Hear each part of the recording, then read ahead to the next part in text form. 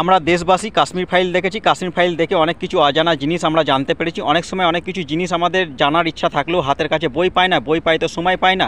আবার সব পিকচার যে খারাপ হয় তাও নাই, অনেক কিছু পিকচার আছে আমাদেরকে অনেক কিছু শিখিয়ে দিয়ে যায়, দেশের ডকুমেন্টস হিসেবে রয়ে যায়। ঠিক এরকমই কাশ্মীর ফাইলের মতন একটা ফাইল আমাদের দেশের মধ্যে পিকচার আসতে চলেছে, যে পিকচারটার নাম হচ্ছে বেঙ্গল ফাইল।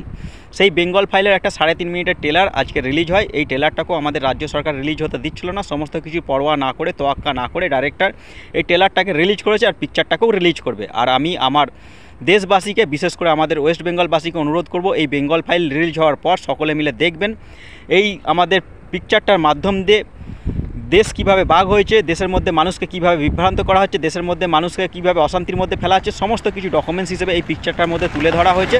সকলে দেখবেন, দেখার পরই জানতে পারবেন বর্তমান পশ্চিমবঙ্গের অবস্থা কী, দেশের অবস্থা কী। আর দেশকে সুরক্ষা রাখার জন্য, আমাদের রাজ্যকে সুরক্ষা রাখার জন্য যে যে জিনিসগুলো আমাদের করণীয়, আমাদের দেশবাসী হিসেবে আমাদেরকে করতে হবে সকলে একসঙ্গে।